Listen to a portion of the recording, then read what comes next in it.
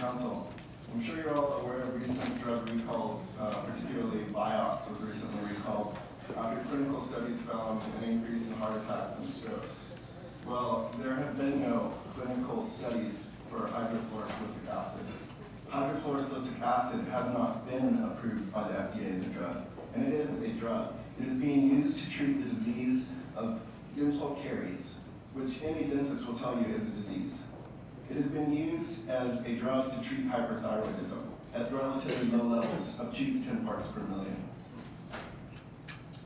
The NRC NAS reports that looked into calcium fluoride and sodium grade fluoride of medical grade showed links to not only mental disorders, diabetic complications, GI disorders, endocrine and thyroid dysfunction, as well as skeletal disease. And this was at relatively low levels, 2 to 4 parts per million. The report goes on to say on page 576 that this report does not examine the health risks or benefits of artificially fluoridated water that millions of Americans drink, end quote. That's because the report was looking at calcium fluoride and medical grade sodium fluoride. The substance that Austin adds to its drinking water is hydrofluorosilicic acid.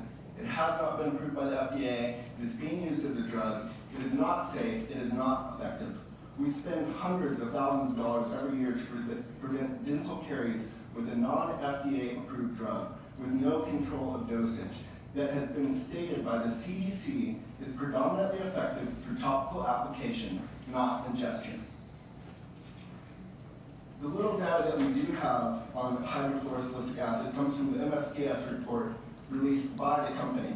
It states, prolonged or repeated overexposure to fluoride compounds may cause fluorosis. Changes in the skeletal system consisting of osteosclerosis and osteomalacia, and by mottled discoloration and enamel of the teeth. Symptoms may include bone and joint pain and limited range of motion. Conditions aggravated by exposure, not overexposure, may include skin and respiratory-like, asthma-like disorders. That's from the MSDS report from the company. That's the warning that you refuse to present to the public of Boston. That's the warning that you refuse to inform parents that their children are being poisoned by this substance, that the public at large is being poisoned by this substance, that the own company admits is toxic. This is a quote from the Environmental Protection Agency.